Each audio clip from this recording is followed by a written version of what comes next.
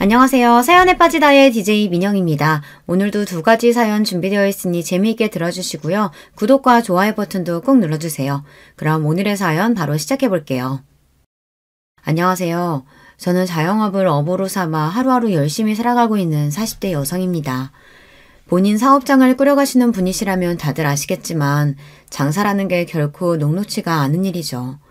무슨 일이든 밥 벌어먹고 사는 일에 쉬운 일이라는 게 없다지만 하루 매출이 그날그날 눈으로 확연히 드러나는 일인 만큼 쉽사리 휴일을 가지기도 어려운 일이 바로 장사죠. 특히 저는 식당을 운영하고 있거든요. 식당 운영이라는 게 손님들이 오시는 시간을 제외해도 음식을 미리 준비하고 재료를 손질하는 등 사람 손 가는 일이 너무 많아요. 하지만 아무리 바빠도 세상 사는 이야기 나눌 존재가 없다는 허전함을 느끼는 건 또 별개의 일이잖아요. 그런 제 헛헛한 마음을 달래주는 것이 바로 이 채널을 통해 듣는 여러분의 사연입니다. 손은 제게 놀리면서도 귀는 여러분들 진솔한 사는 이야기에 쫑긋 집중하고 있자면 수많은 사연을 안고도 씩씩하게 살아가는 여러분께 저 역시 살아갈 힘을 얻기도 합니다.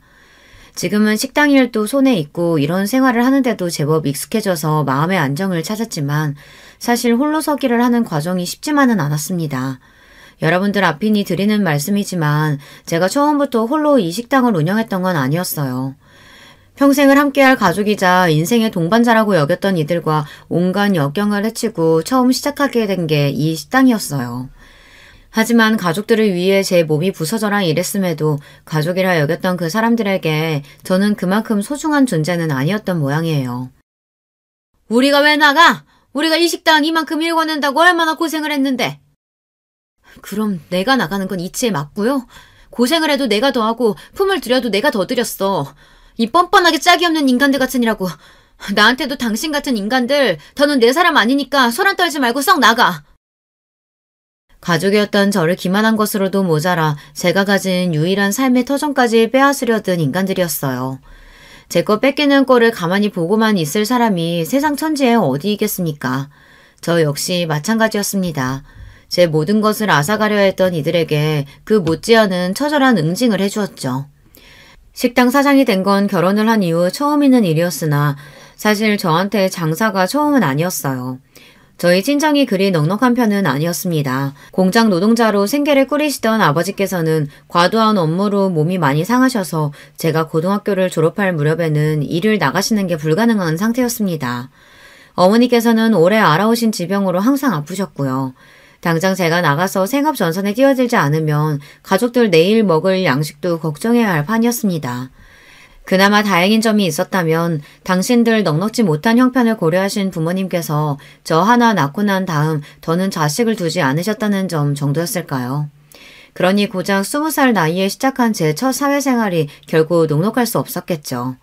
일찌감치 실업계 고등학교에 진학해 이를 악물고 열심히 취업 준비를 해서 실업계 고등학교 출신 치고는 제법 건실한 회사에 들어갈 수 있었습니다만 저희 집에 환자만 2사람이었어요.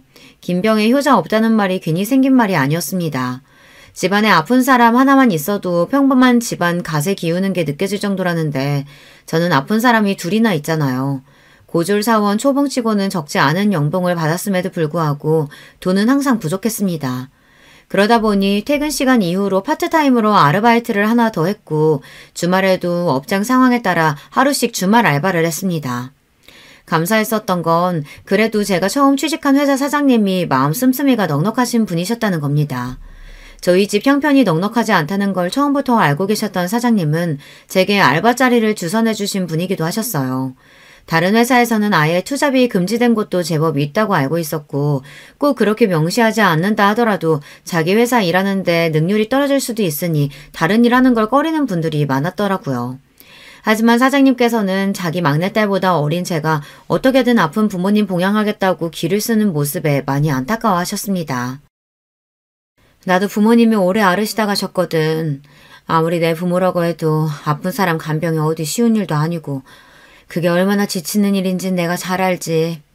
돈은 돈대로 들어가 아픈 사람도 같이 사는 사람도 몸은 몸대로 축나고 이게 온 가족이 다 고생이라고. 우리 막내들은 아직도 철딱서니가 없어서 대학 졸업반이 됐는데도 나한테 용돈 좀 타보겠다고 애교 떠는 판국에. 그 애보다도 어린 현주 씨가 가장 노릇하고 있는 걸 보자면 나 어릴 때 고생했던 생각이 참 많이 나. 난 엄마 한 분이 아프셔도 그렇게 힘들었었는데 현주 씨는 둘씩이나. 정말 대견하다, 대견해. 나는 내가 더 먹었어도 현주 씨가 진짜 어른이야. 당시 제가 다니던 회사는 규모는 아직 작았으나 착실히 내실을 쌓고 있던 화장품 회사였습니다.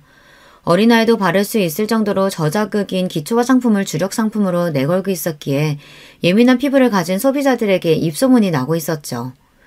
여자의 몸으로 자신의 사업을 여기까지 키워나간 사장님께서는 직접 발로 뛰면서 다른 직원들과 다름없이 열심히 일하시는 분이셨습니다. 그런 사장님 곁에서 저도 어린 나이에 돈 주고는 살 수 없는 많은 것들을 배울 수 있었어요. 사장님과는 지금까지도 인연을 이어가며 잘 지내고 있습니다. 제가 장사를 처음 시작할 때도 조언을 아끼시지 않으셨던 그분은 여전히 제게 롤모델이십니다. 이렇듯 서로 마음을 주고받는데 사이가 가까워지지 않기도 힘들었죠. 사장님께서는 다른 직원들 몰래 사비로 제게 부모님 맛있는 거 사드리라며 용돈을 찔러주기도 하고 때마다 보신에 좋다며 건강식품을 저희 집으로 보내주시기도 했습니다. 현주 씨, 우리 단독 매장 2호점 오픈할 계획 있다는 건 알고 있지? 그래서 말인데 현재 씨가 그쪽 매장 관리를 도와주면서 그 수당 대신에 운영 지분을 추후에 가져가는 쪽으로 일해보는 거 혹시 어떻게 생각해? 당장 돈이 급하니까 저녁에 따로 일까지 하고 있지만 사실 그게 액수가 그리 크지 않잖아. 당분간은 자리 잡느라 쉽지는 않겠지만 매장 성공만큼은 내가 내 회사를 걸고 자신할 수 있어. 사장님이야 당연히 믿죠. 근데 저한테 그렇게 큰 기회를 주셔도 정말 괜찮으시겠어요? 내가 현주 씨 아니면 또 누굴 믿고 이런 일을 맡기겠어? 이래봬도 내가 사업하는 사람이야. 손해보는 짓은 절대 안 한다고. 사장님 말씀대로 돈 들어갈 구석이 천지이니 가리지 않고 닥치는 대로 일을 하고는 있었으나 정규직으로 근무 중인 직장을 제외하고는 일용직이나 다름없었으니 수입이 좋기가 힘들었어요. 그런데도 휴식 시간은 턱없이 부족하니 20대 꽃 같은 나이에도 제 눈 밑에 다크서클이 가실 날이 없었습니다. 사장님은 그게 안쓰러우셨던 거예요. 매장 관리를 돕는 일이라고 해도 사실상 사장님이 매일같이 매장을 들러 확인을 하셨기에 제가 할 일이 그리 많지는 않았습니다. 아직 회사가 그렇게까지 크지 않으니 당장 월급 올려주는 게 녹록치 않아 고민하신 끝에 사장님께서 내신 계책이었어요. 아무리 좋게 보는 직원이라고 해도 고등학교 졸업한 지 얼마 되지도 않는 풋내기한테 운영 지분까지 운운하기가 어디 쉽습니까? 그렇다고 제가 무슨 매장 출자금을 대는 것도 아닌데요. 추가 수당 대신이라고 말씀하시긴 했지만 그렇다기엔 과했죠. 물론 사업이라는 게 어떤 변수가 생길지 모르니 100% 성공을 보장하긴 힘들겠지만 신중한 성격의 사장님이 자신 없는 매장을 열 리도 없으셨고요. 그러니까 한마디로 순전히 저 좀 도와주시겠다고 하신 제안이었습니다. 스스로도 참으로 염치가 없다고 느껴졌으나 제 코가 석자이다 보니 사장님 제안을 기쁘게 받아들였어요. 그 길로 저녁에 투잡지던 알바도 그만두고 회사에서 근무하는 시간을 제외하고는 모든 시간을 아낌없이 새 매장 자리 잡는 데 쏟아부었습니다. 저같이 부족한 사람 어떻게든 양지해서 살 수 있도록 배려해 주시는 사장님이셨는데 저도 그 매장 꼭 성공시키고 싶었거든요. 그 무렵 제대로 입소문을 타기 시작한 저희 회사 화장품에 대한 관심도 나날이 높아졌고 2호점 역시 금세 호황을 맞이하게 되었습니다. 현주씨 정말 고생 많았어. 회사 일에 매장 일까지 정신 없었을 텐데 이렇게 잘해주고. 현주씨가 정말 내 귀인이다. 이건 내가 전에 약속했던 배당금. 통장에 찍힌 금액을 보고 눈이 튀어나올 뻔했습니다. 3억 원이 조금 덜 되는 거액이었어요. 새 매장을 오픈한 지 채 1년도 되지 않아 괄목한 만한 성장을 했다는 거야. 매일 제 두 눈으로 확인했으니 알고 있었어요. 그렇다고 제가 이런 거액을 가져갈 만한 대단한 일을 해냈다고는 생각이 들지 않았습니다. 아무리 돈이야 많을수록 좋다지만 어릴 적부터 포기하는 법을 먼저 배웠던 저로서는 제 분수에 맞지 않는 돈을 욕심낼 수 없었어요. 사장님, 저 이 돈 못 받아요. 저 같은 평사원이 무슨 능력이 있다고 이런 거금을 받아요. 그 매장 운영하면서 내가 누구를 의지했겠어. 판매직거든 왜 매장 운영에 관여하는 게 우리 둘밖에 더 돼? 게다가 그걸 무급으로 일했는데 이 돈 도로나 돌려주면 나 악덕사장 되는 거야. 내가 누누이 말하지만 나 사업가야. 절대 이유 없는 돈 쓰는 사람 아니니까 자기도 자기가 노력한 대가는 당당하게 받아. 태어나 처음 만져보는 액수의 돈이었습니다. 언감생심 꿈꿀 수도 없는 금액이었죠. 이제 당장 급하다고 제 몸 갉아가며 무리하지 않아도 된다는 안도감과 함께 태어나서 처음으로 제대로 된 어른에게 보호를 받는 느낌에 눈물이 왈칵 쏟아졌습니다. 사장님, 정말 감사합니다. 돈도 돈이지만 사장님 아니셨으면 제가 지금쯤 어떻게 되었을지도 몰라요. 사장님께서는 제가 살아갈 힘을 주신 거예요. 이 은혜 정말 죽어서도 잊지 않을게요. 정말 감사합니다, 사장님. 이 돈이면 이제 부모님 병원비도 걱정하지 않아도 되겠다는 생각에 너무나 기뻤습니다. 그러나 그런 생각도 잠시, 그로부터 얼마 지나지 않아 아버지께서 먼저 떠나신 후 채 반년도 지나지 않아 어머니까지 제 곁을 떠나셨습니다. 그렇게 돈 없어서 지긋지긋하게 살 때는 아파서 시름시름 고생하시다가 이제 넉넉해지니 효도할 새도 없이 급히 떠나신 부모님이 야속하게 느껴졌습니다. 그간의 고생에 대한 원망과 좀 더 잘해드리지 못한 죄책감 등으로 무너져 내린 저를 감싸 안아주신 것 또한 사장님이셨습니다. 현주 씨가 부모님께 어떻게 했는지 내가 다 잘 알아. 그 누구도 현주 씨보다 더 잘할 수는 없었을 거야. 부모님께서도 그렇게 생각하실 거고. 그동안 정말 고생 많았어, 현주 씨. 사장님이 아니셨더라면 정말 세상에 홀로 남는 기분에 많이 힘들었을 겁니다. 헛헛한 마음을 사장님 위로와 딴 생각할 틈 없는 경무로 채우며 그렇게 부모님을 떠나보냈습니다. 남편을 만났던 때는 여전히 부모님을 떠나보낸 상실감에 허전함을 느끼던 시기였어요. 저희 회사와 거래하던 유통업체 쪽 직원이었던 남편은 처음부터 제게 호감을 가지고 다가왔어요. 하지만 그때까지 바쁘게 돈 벌어 가족들 보양할 줄만 알았던 저는 연애 한번 제대로 해본 적이 없었습니다. 환경 때문이기도 했지만 솔직히 연애고 뭐고 다 귀찮기도 했습니다. 제 성향 자체가 누구랑 왁자지껄하게 어울리는 걸 좋아하는 성격이 아니더라고요. 하지만 그럼에도 이제 하늘 아래 내 가족이 하나도 없다는 것만큼은 외롭게 느껴졌습니다. 남편이 첫눈에 호감에 들었던 건 아니었기 때문에 아마 그런 시기가 아니었더라면 여느 때처럼 남편 호감을 무시했을 거예요. 제 환심을 사겠다며 자잘한 선물을 하고 따뜻한 말 한마디 건네는 게 그때는 참 의지가 되었습니다. 그렇게 물 흐르듯 자연스럽게 남편과 만나게 되었어요. 내가 강무씨 우리 현주한테 잘하나 못하나 두 눈 시퍼렇게 뜨고 지켜볼 거야. 현주씨는 나한테는 딸이나 마찬가지인 사람이야. 아, 그럼요. 손에 물 한 방울 안 묻히고 귀하게 모시고 살 테니까 걱정하지 마세요, 사장님. 남편은 변죽이 좋은 사람이었습니다. 주변 사람들과의 관계도 좋은 편이었기에 평판이 그리 나쁜 사람도 아니었죠.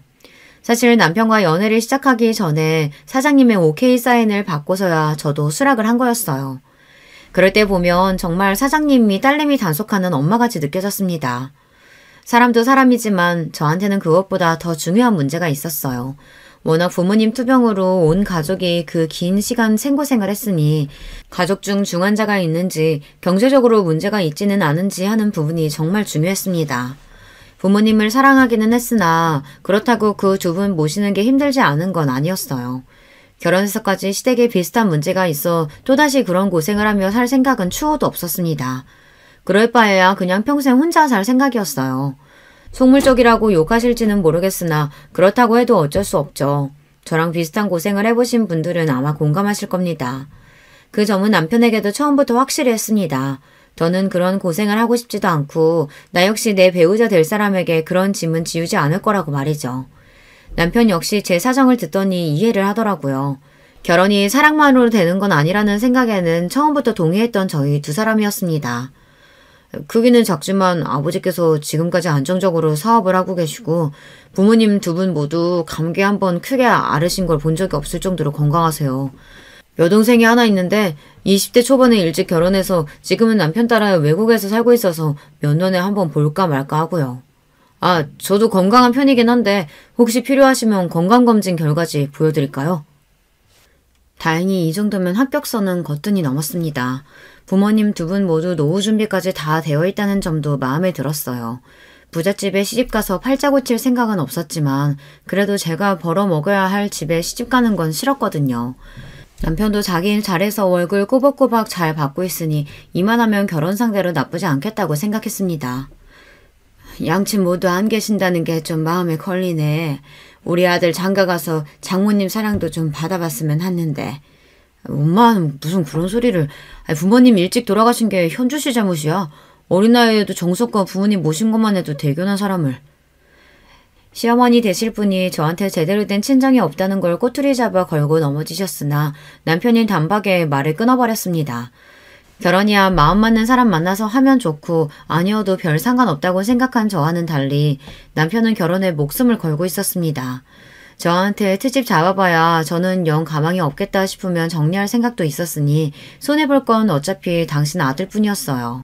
그렇게 며느리 귀 한번 눌러보겠다는 시어머니 시도는 수포로 돌아가고 그 이후로는 별다른 문제 없이 수월하게 결혼에 골인했습니다. 결혼 전에 경제적인 문제에 관해서도 집이나 생활비 같은 건 서로 각출하기로 하고 서로의 수입은 각자 관리하기로 합의를 했기 때문에 집을 합쳤다는 것 외에는 생각보다 많은 부분이 바뀌지는 않았습니다.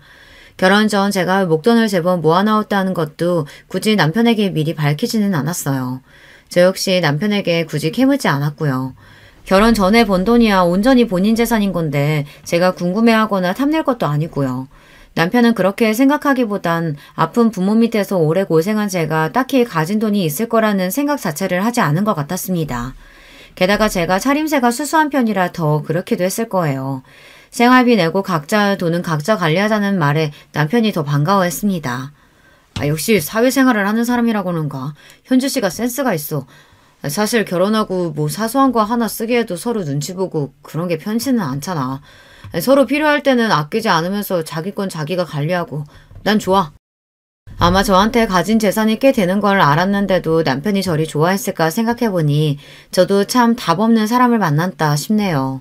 어찌되었든 둘 모두 합의하에 시작된 생활이었기에 저희끼리는 잡음 없이 잘 지냈습니다. 잡음은 항상 시댁 쪽에서 시작되었습니다. 결혼 직후부터 손자 타령을 입에 달고 살던 시어머니가 급기야 대놓고 이렇게 말하기 시작했어요. 시집을 왔으면 당연히 애부터 낳을 생각을 해야지. 나이가 적은 것도 아니고 곧 있으면 노산인데 남의 집 대끈을 작정인 게 아니면 당연히 며느리 의무부터 할 생각을 해야 할 것 아니야. 제 나이가 가 30을 넘겼을 때였습니다. 남편이 저보다 5살이나 많으니 남편 입장에서 노산이라면 노산이겠네요.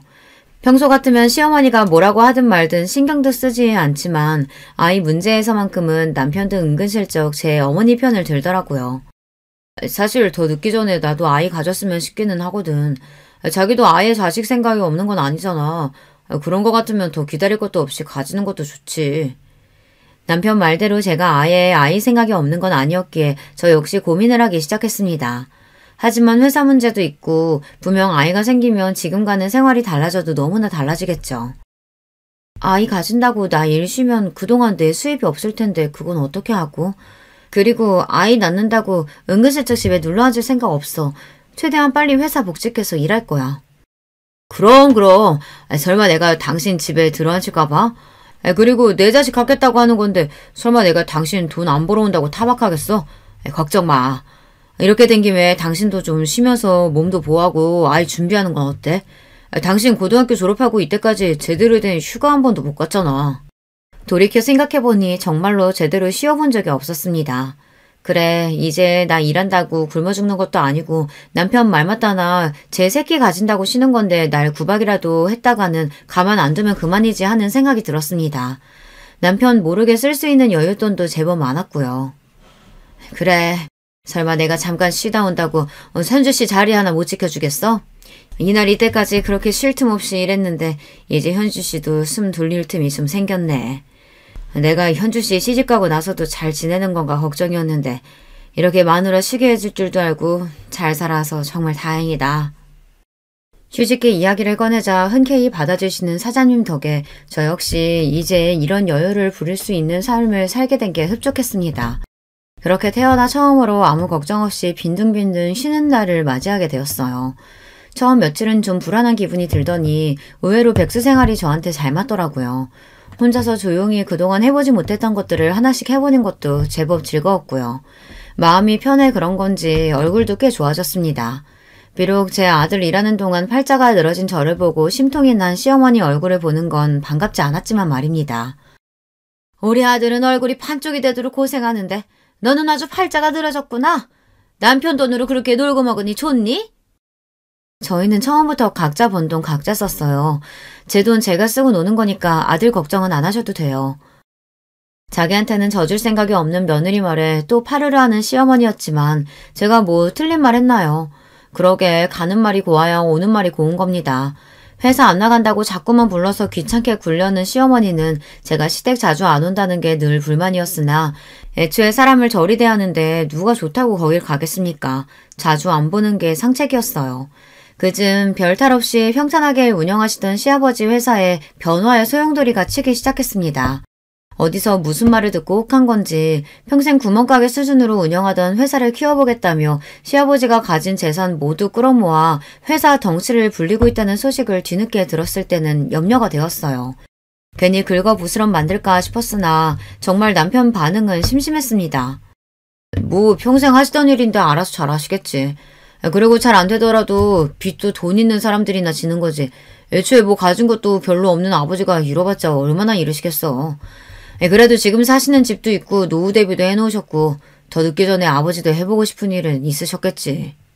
당신 아드님도 저리 말하는데 내가 뭐라고 끼어들 일도 아니지 싶어 저도 그냥 그러고 말았습니다. 그래서 새벽에 시부모님이 갑작스럽게 쳐들어왔을 땐 진짜 너무 놀랐어요. 아이고 강무야, 이제 우리 어떡하니? 네 엄마 길거리에 나 앉게 생겼다. 아직 잠에서 제대로 깨지도 못해 어안이 벙벙한 저희 앞에 퍼질러 앉아 시어머니가 대성통곡을 하셨습니다.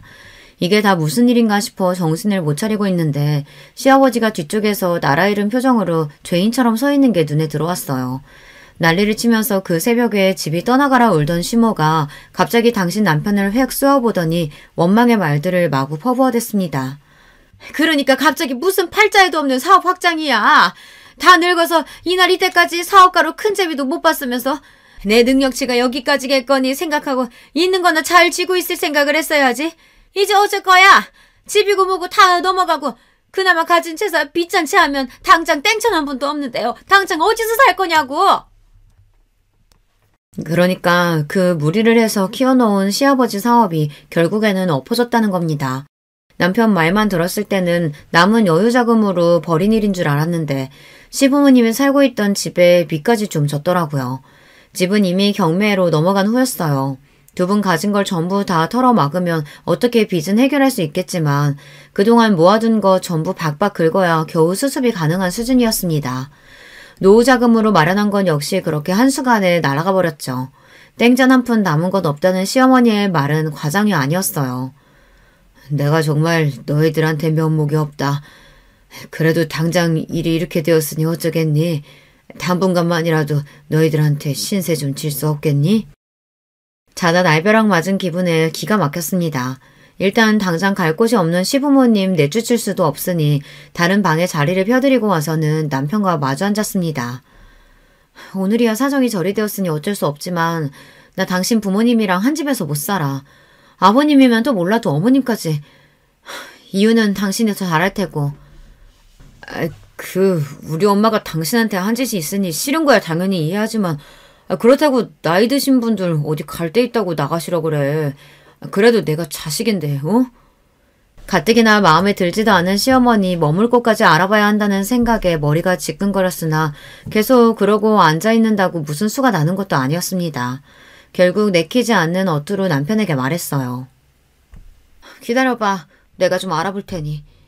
제가 연락을 드린 사람은 바로 사장님이었습니다. 사장님 회사는 날이 갈수록 성장해 이제는 제법 중견기업 태가 났습니다. 사장님께서도 살림살이가 예전과는 비교할 수도 없을 정도였고요. 소유하신 건물도 벌써 여러 채였는데 그중 유동 한 건물에 공실이 많아 걱정이라는 말씀을 하신 적이 있었거든요. 사장님, 당장 입실 가능한 집 아직 있어요? 응?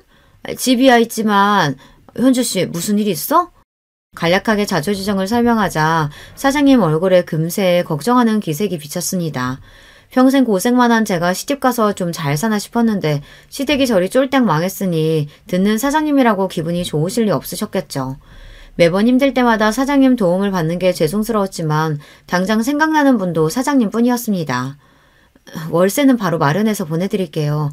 최대한 빨리 입주할 수 있으면 돼요. 그건 걱정할 거 없어. 당장 오늘이라도 들어갈 수 있으니까. 돈도 천천히 얘기하자고. 현주 씨 시부모님이면 나하고도 인연이 없다고 할 순 없는데 급할 거 없잖아. 응? 이번에도 선뜻 제게 도움의 손길을 내밀어 주신 사장님께 정말 감사했습니다. 신부모님도 이렇게까지 해주시긴 쉽지 않으셨을 거예요.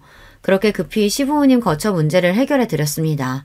꼼짝없이 아들 집에 얹혀 살 줄 알았는데 그래도 상태가 나쁘지 않은 곳에 바로 머무를 곳을 마련해준 며느리 덕분에 두 분 얼굴에도 잠시 수심이 가셨어요. 아가, 네 덕분에 내가 숨이라도 돌렸다. 이 은혜 잊지 않으마. 정말 고맙다. 그래, 고맙구나. 늘 틱틱대던 시어머니도 그래도 제 덕에 고생을 덜은 줄은 아시는 건지 드물게 감사 인사를 하셨습니다. 여전히 표정은 떨떠름하셨지만 말입니다. 그렇게 살 곳은 마련했으나 시부모님 당장 먹고 살 일도 문제였어요. 가진 거라고는 하나 없는 두 노인이 이제 와서 어디 취직하기도 마땅치 않고 앞으로의 일을 생각하면 가슴이 답답했습니다. 여보, 정말 미안해. 결혼 전에 그렇게 당신이 당부했는데 집 문제도 그렇고 결국 이렇게 당신한테 피해를 끼치게 되네. 내가 정말 당신한테 면목이 없어. 자기 잘못도 아닌 일을 가지고 제 앞에서 죄인이 된 남편을 보자니 아픈 부모님 때문에 항상 돈이 없어 서러운 일을 수도 없이 겪어야 했던 지난날의 제가 떠오르더군요. 그래도 내가 평생을 함께하겠다고 선택한 사람이 저러고 있는 걸 보자니 저도 마음이 안 좋았습니다. 그렇게 여러 날 고심한 끝에 남편과 시부모님을 한데 모아 그간 제가 계획한 바를 차근차근 설명하기 시작했습니다. 사실 제가 결혼 전에 모아둔 돈이 조금 있어요. 그걸 어떻게 쓸지 고민이 많았는데 역시 가족들한테 쓰는 게 맞는 것 같습니다. 제가 그래도 손재주는 좀 있으니 식당 창업을 할까 하는데 아무래도 저 혼자서는 무리겠죠. 아버님, 어머님이 오셔서 얼마간만이라도 좀 도와주시면 힘이 될 것 같아요. 물론 가족이라고 그냥 해달라는 거 아니고 꼬박꼬박 월급 챙겨드릴 거예요. 다른 직원들도 고용할 계획이니 일이 그렇게 힘들지는 않을 거고요. 어떻게 하실 생각 있으세요? 생각지도 못했던 목돈 이야기에 세 사람 눈이 휘둥그레졌습니다. 특히 시어머니는 눈이 튀어나올 것만 같더라고요. 너 그런 돈이 있으면 친장 이야기를 써야지. 왜 지금까지 얘기를 안 하고? 제 돈인데 굳이 이야기할 필요가 없겠죠. 그래서 생각 있으시냐고요. 본인이 아쉬운 입장임에도 무슨 자격으로 얘기를 하니 많이 발끈하는 시어머니는 쏙 빼버릴까 하는 생각이 잠시 들었지만 어쨌든 저랑 제 남편 좋자고 꺼낸 이야기였으니까요. 저 사람이 괜한 소리를. 우리야 그저 고맙지. 우리 같은 뒷방 늙은이 일감도 주고 월급도 준다는데 그렇지 않아도 내 사업이 그리 되고 나니 그렇게 들러붙던 인간들도 다 떠나고 돈 한 푼 빌리기가 쉽지 않았다. 이렇게 네가 도와주니 이제 굶어 죽을 걱정은 하지 않겠구나. 시켜만 주면 무슨 일이든 해야지. 그래도 시아버지는 염치는 있으신 분이셨어요. 저 나이에 사업까지 하신 분이면 자존심 내세워서 뻗대는 인간들도 있을 텐데 그래도 본인이 벌인 일 어떻게든 본인이 수습하려고 노력하시는 건 높이 살만했습니다. 시어머니는 며느리 밑에서 일할 생각에 분한 모양이었지만 당장 아쉬운 건 제가 아니니까요. 마지못해 기어들어가는 목소리로 시어머니가 말했습니다. 그래, 나도 나가마. 그렇게 창업 준비가 시작되었습니다. 갑작스럽긴 했습니다만 어렴풋이 식당 창업에 대해서 생각해보지 않은 것은 아니었습니다.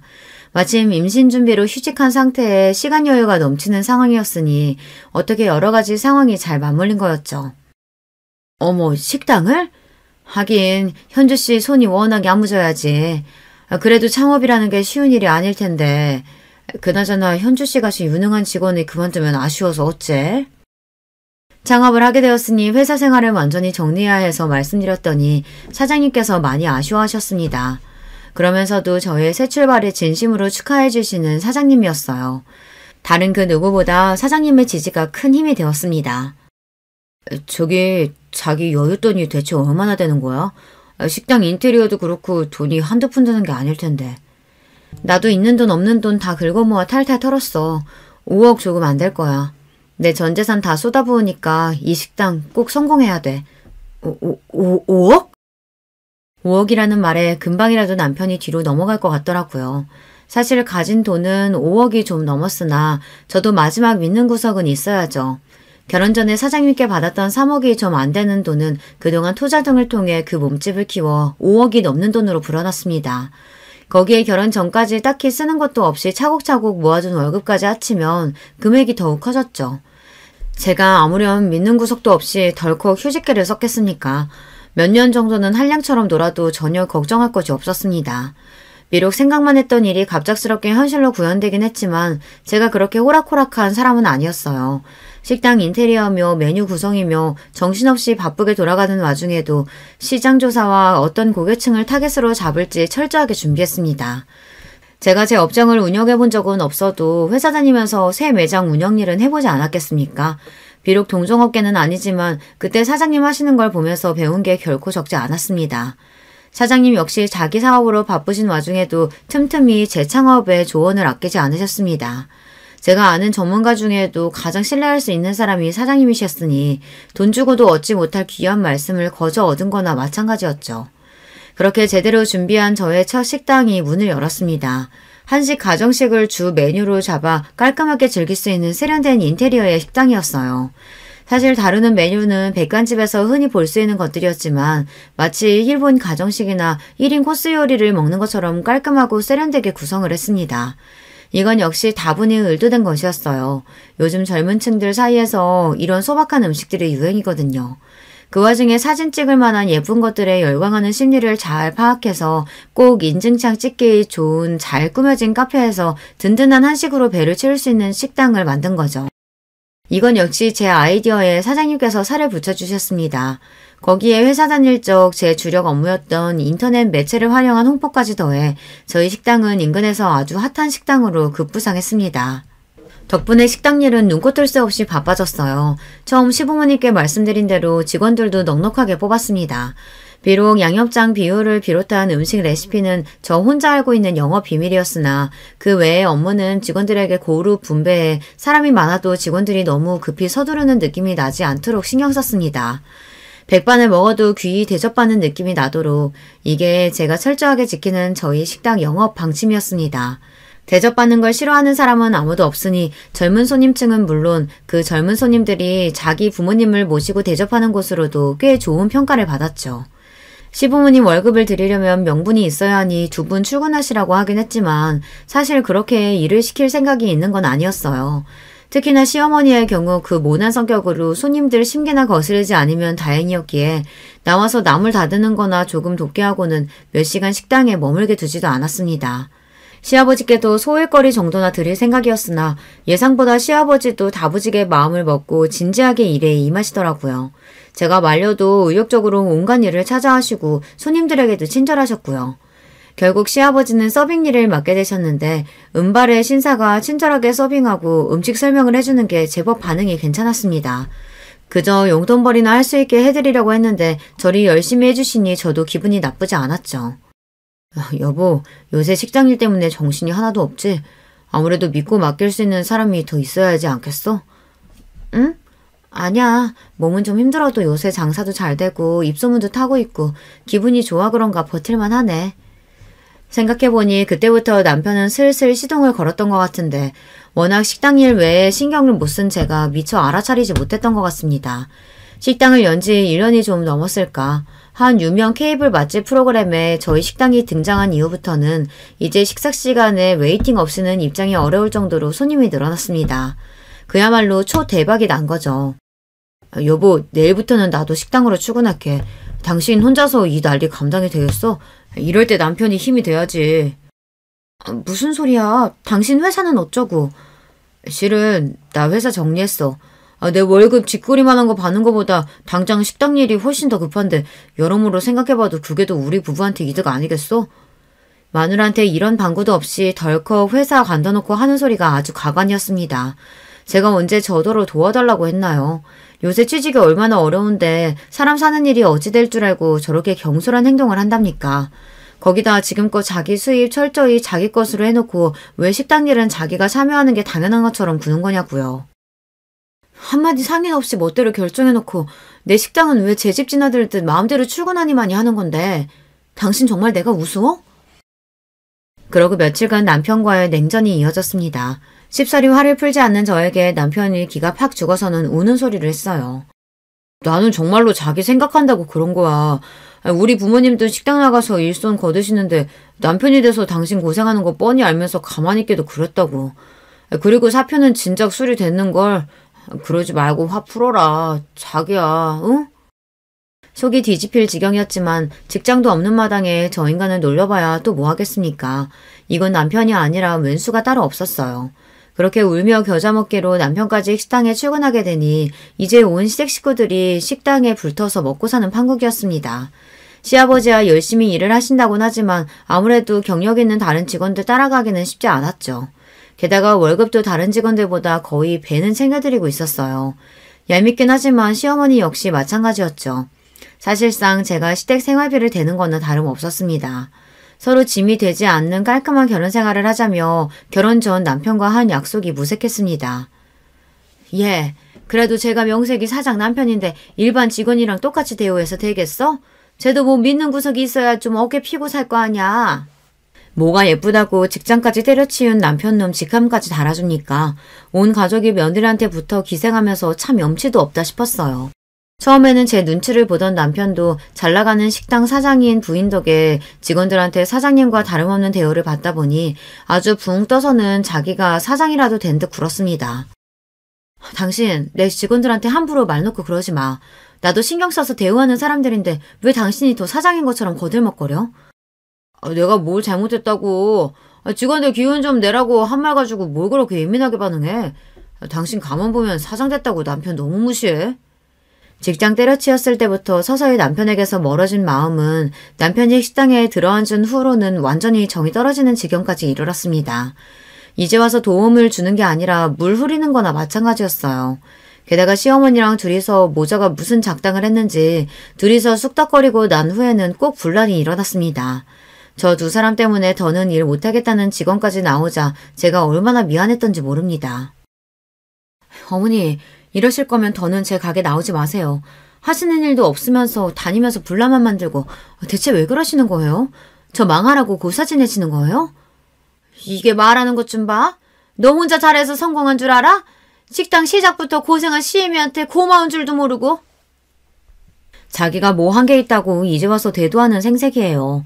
그렇게 시어머니를 내쫓고 나니 가게가 그렇게 평온할 수가 없었습니다. 자기가 왕인 양 굴던 남편도 자기 편들어줄 시어머니가 없으니 기가 죽었는지 좀 눈치를 보더라고요. 하여튼 제 인생에 도움이 안 되는 양반이었습니다. 한 며칠 잠잠하더니 식당 브레이크 타임에 문을 부수기라도 할 기세로 시어머니가 다시 쳐들어왔습니다. 또 무슨 사람 기가 막히고 코가 막히는 소리를 하려나 팔짱을 끼고 보고 있는데 시어머니가 저한테 서류 봉투 하나를 착 집어던졌어요. 이혼 서류였어요. 이게 뭐예요? 그 사람이 나랑 이혼하겠대요? 우리 효자 아들이 제 마누라가 지 어미한테 하는 짓을 봤는데 그럼 그냥 넘어가겠어? 아주 돈 버는 유세는 혼자 다 떨고 이제 우리 아들한테도 이 식당 지분 있으니까 너 같은 막대먹은 며느리 더 볼 것도 없다. 꼴랑 5억 가지고 그 유세를 떨었으니 그 돈대로 그대로 돌려주마. 그거 말고 떨어져. 뭔 전식 나간 소리예요 이게. 제 아들놈한테 무슨 식당이 지분이 있으며 5억 줄 테니 이혼하라고 하는 건 또 무슨 소리고요. 입을 열수록 전입 가경이었습니다. 며느리한테 빌려먹는 주제에 돈 5억은 또 어디서 났고요. 그동안 며느리 돈 받아서 겨우 먹고 살았으면서 참 뻔뻔하기가 우스울 지경이네요. 저 아니면 돈 나올 구멍도 없으시면서 어머님한테 5억이 웬 말이에요? 내가 달라면 이거 줄 능력은 되시고요. 내가 능력이 왜 없어? 우리 아들이 이제 잘나가는 식당 사장님인데 너 나중에 딴소리 할 생각 말고 이 돈 주면 두 말 없이 이혼하는 거다. 알겠어? 그 인간이 도대체 제 어미 앞에서 무슨 허풍을 떨었는진 몰라도 저도 저 두 인간들한테 신물이 날 만큼 난 상태였습니다. 다 죽어가는 저들 살려줬으면 고마운 줄을 알아야지 감히 은혜를 원수로 갚는 짐승만도 못한 행태를 더는 두고 봐줄 생각도 없었고요. 그렇게 계산을 마친 저는 시어미를 쏘아보고는 말했어요. 어머니, 뭘 믿고 덜컥 이혼 도장부터 찍겠어요. 5억 입금하면 그때 도장 찍어줄 테니 어머니나 군소리 마세요. 그렇게 제 통장에 찍힌 5억을 확인하고 나서 시원하게 이혼 서류에 도장을 쾅 찍어버렸습니다. 멍청하게 제 아들 허풍에 바보된 줄도 모르고 꼴보기 싫은 며느리 치우고 식당까지 먹어치운 줄 아는 시모꼴을 보고 있자니 고소해서 비웃음이 비집고 나오는 걸 억지로 참느라 아주 혼났어요. 다음날 시모가 혼비백산을 한 꼴로 다시 제 식당에 뛰어들어왔습니다.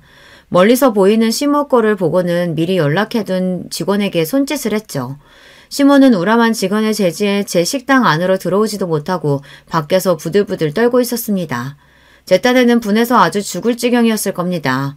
그러던지 말든지 저는 여느 때와 다름없이 정성껏 음식을 만들고 손님을 응대했죠. 식당 마감 시간이 지나고서야 시모를 식당 안으로 들였어요. 언제 왔는지 그 옆에 남편도 얼굴이 새파래져서는 같이 들어왔더라고요. 너 감히 나를 속여? 내가 너 사기죄로 고소할 거야. 거기다 이혼서류 도장 찍은 지 하루 만에 우리를 집에서 내쳐? 네가 그러고도 사람이야? 언감생심 며느리 재산에 돈도 골라서 아들 이혼시킨 정신 나간 여자도 있는데 누가 누굴 사람 운운하고 자빠졌어요. 내가 돈 달라고 했어요? 당신이 이혼하라며. 니들 같은 거지 같은 새끼들이랑 엮여서 내가 한 고생이 얼만데 그럼 내가 위자료도 안 받고 이혼해주겠어? 위자료라니? 그거 이 식당 넘기는 돈이잖아. 내가 단 한마디라도 이 식당 넘긴다고 한 적이 있어? 멍청한 것도 정도 것이지. 지금 이 식당 가치가 얼만데 겨우 5억 받고 니들 같은 거머리들한테 내가 내 식당을 넘기겠어. 당장 길바닥에 나앉을 인간 집 구해줘. 일가지도 않은 일 조근시키고 그 많은 돈까지 줬는데 감히 은혜도 모르고 중인을 물어? 이 금수만투 못한 거. 나도 니들 같은 거머리 새끼들이랑은 더 보고 살 생각 없으니까 당장 꺼져. 당연히 제 것인 줄 알았던 식당이 신기루처럼 사라지고 돈 5억까지 날렸다는 걸 깨달은 시어머니 낯빛이 질리다 못해 피기가 싹 가셨습니다. 그 옆에서 안절부절 못하고 서있던 남편놈이 제 앞에 무릎을 꿇고 주저앉았어요. 여보, 나 진짜 몰랐어. 내가 미쳤다고 당신이랑 이혼을 해? 나 이혼 절대 못해. 내가 접수한 것도 아닌데 어떻게 이혼을 해? 이놈이야 당연히 나랑 이혼할 생각이라고는 손끝만큼도 없겠지. 쪽쪽 빨아먹을 재산 있는 마누라 미쳤다고 이혼을 하겠어? 근데 어쩌니? 네 어미가 서류를 하도 잘해와서 나는 그냥 도장 찍어준 것밖에 없어. 서류도 네 어미가 보냈잖아. 접수까지 다 된 이혼 서류. 이제 와서 네가 뭘 어쩔 거야? 그동안 네가 주제도 모르고 내 소중한 식당에서 온갖 꼴값 다 떨면서 설치고 다닌 거 내가 모를 줄 알아? 내가 내 청춘 다 갈아서 모은 돈으로 내 노력으로 일군 걸 네 놈이 뭘 했다고 감히 눈독을 들여? 이 버러지 같은 놈. 너 같은 놈 알아서 떨어져 준다니 내가 오늘부터 발 뻗고 자겠다. 네 놈 상대할 시간 없으니까 네 미친 엄마 데리고 당장 내 식당에서 나가. 그렇게 제발 살려달라고 비는 그 두 인간들을 제 눈앞에서 치워버렸습니다. 시어미야 처음부터 마음에 안 드는 인간이었으니 멍청하게 욕심부리다가 자기는 물론이고 자기 남편과 자식 인생까지 말아먹은 게 그저 고소하기만 했습니다. 하지만 남편놈은 그래도 한때는 저와 일평생을 함께하겠다고 마음먹었던 사람이었어요. 돈 앞에 사랑도 부질없었던 거였는지 아니면 애초에 그만큼의 사랑은 아니었던 건지 알 수 없지만 가슴이 휑한 기분이 드는 건 어쩔 수 없었습니다.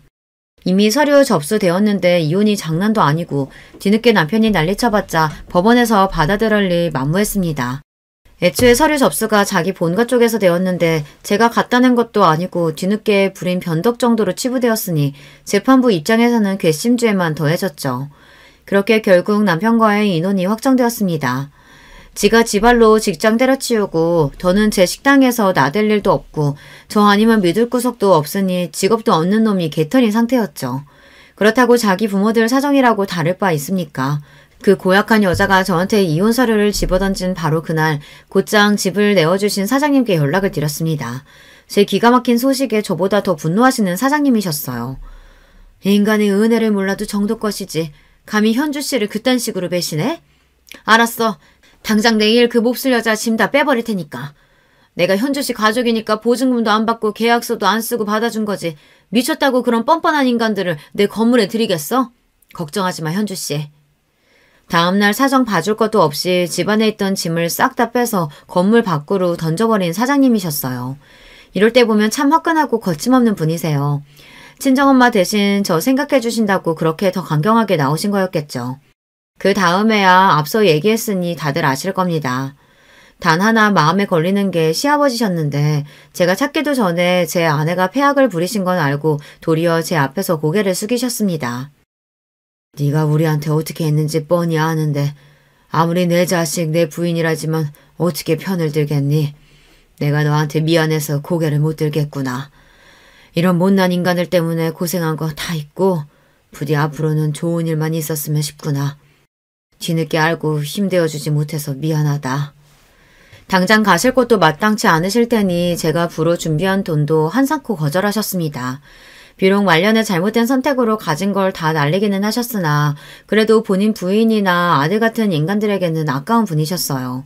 알고 보니 저한테 보낸 5억은 그 시험이라는 여자가 자기 아들이 유명 식당 주인이라며 사기쳐서 지인들한테 뜯어낸 돈이었어요. 모자란 돈 일부는 사채까지 썼다더군요.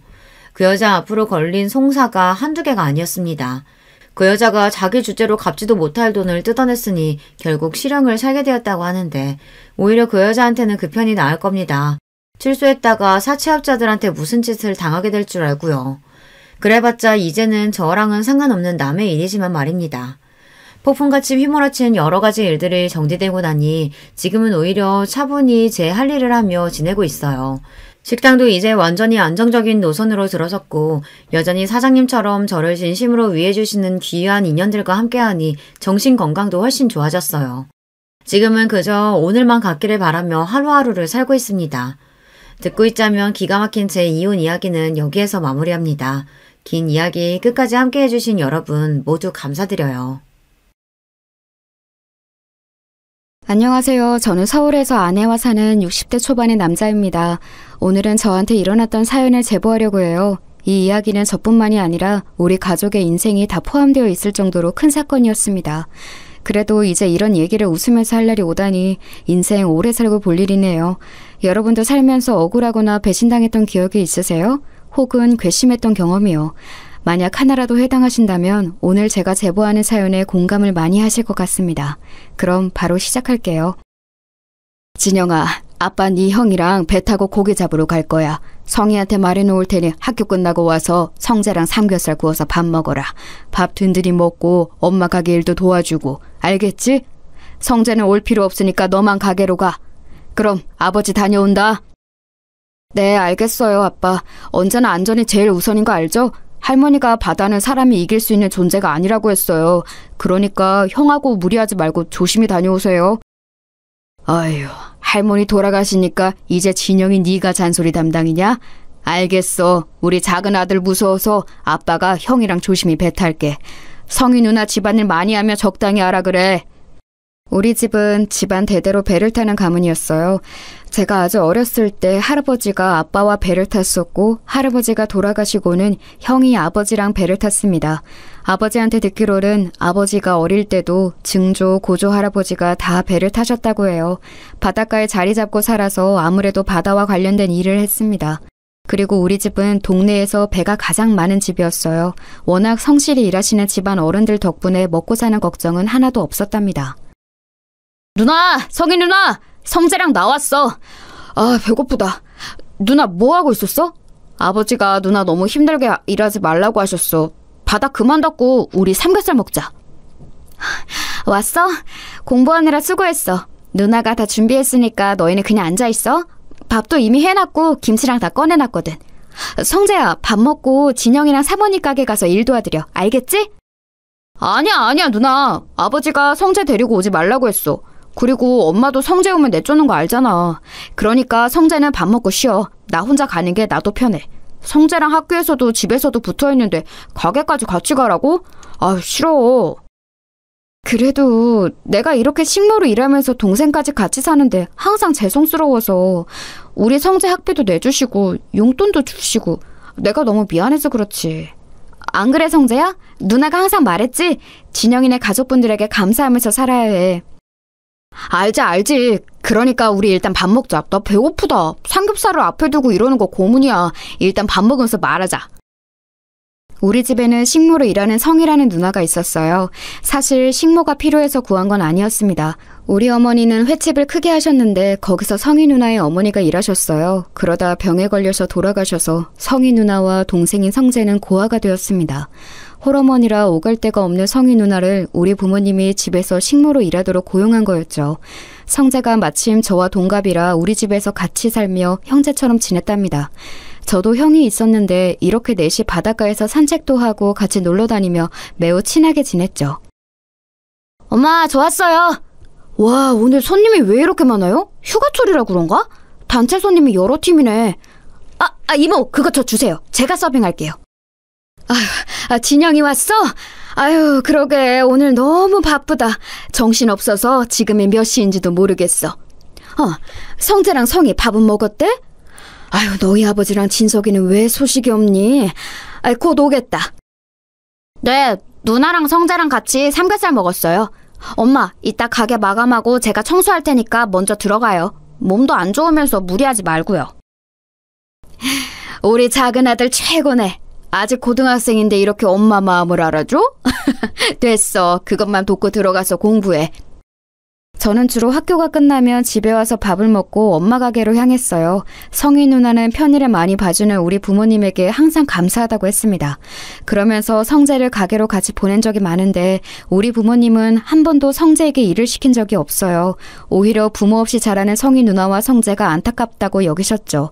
성재의 학비를 아버지가 대신 내줬고 가끔은 우리 형과 저보다 성재와 성희 누나를 더 챙긴다는 생각이 들 정도였습니다.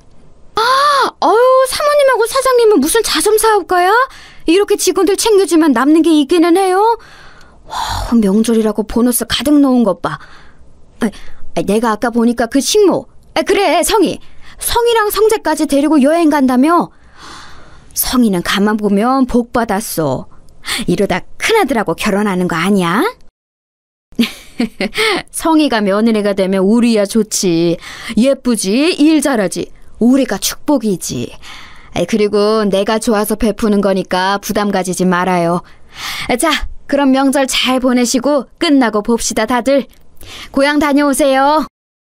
명절이 되면 가족이 없는 성희 누나와 성재를 배려해서 같이 여행도 다녔어요. 제가 생각해도 우리 부모님은 저 남매에게 최선을 다했습니다. 동네에서도 유명할 정도면 말 다 했죠.